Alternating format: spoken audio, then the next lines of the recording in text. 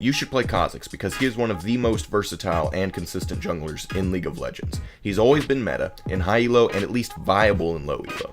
And he's my comfort pick. If I'm ever struggling after a few terrible matches, I can always play Kha'Zix and know I'll do good. I may not win, but I'll have a positive KDA and at least get half of the objectives for that game. And it's because he is the safest assassin to play, thanks to his E being able to get him in and out of any situation, his ult giving him tons of outplay, and his Q giving him really good dueling potential. All in all, he's everything you could want out of a jungler, and I personally like to take Exhaust instead of Flash because I feel like he has enough engage and escape, and it helps you to be sticky. Now let's cover his kit, starting with his passive, Unseen Threat. When unseen, Kha'Zix empowers his next attack to do extra damage and slow, which makes him great for jumping unexpected ADCs in the jungle. Next we have his Q, Taste Their Fear. Kha'Zix slashes the target enemy, dealing physical damage, increased by 110% against isolated targets, and when evolved, its cooldown is reduced by 45%, giving him great objective control.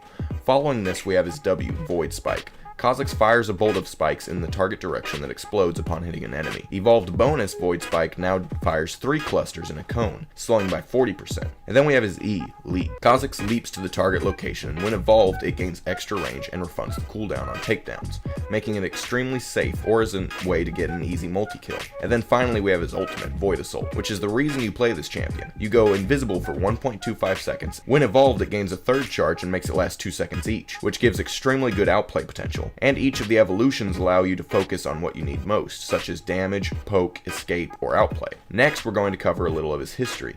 He was released in 2012, and for a long while there, his passive made him go invisible when he entered a bush, allowing him to go through his entire red side jungle invisible, which they of course removed because it was too strong. To add to this, back in 2012, people played the jungle like a secondary support, because they were still figuring it out back then, and a carry jungler didn't seem possible. But through a few players, namely Diamondprox with Moscow 5, they started playing a carry style with junglers like Kha'Zix, and his kit when he came out was perfect for the idea, and helped shape the jungle into the more objective and kill-focused role it is today. To continue this, in 2013, he was used as a flex pick in pro play, to play top, mid, and jungle, finishing the year off with a 59% win rate. To summarize, Kha'Zix is loved so much because of his adaptability as a flex pick with high damage and outplay potential, including the fact he could run a more bruiser utility build for when the situation calls for it. And finally, his consistency to withstand metas and stay a good pick for any jungler. I hope you enjoyed this new style of video I'm working on, so if so, please leave a like and a comment with who you would like to see me explain next. Have a good rest of your day.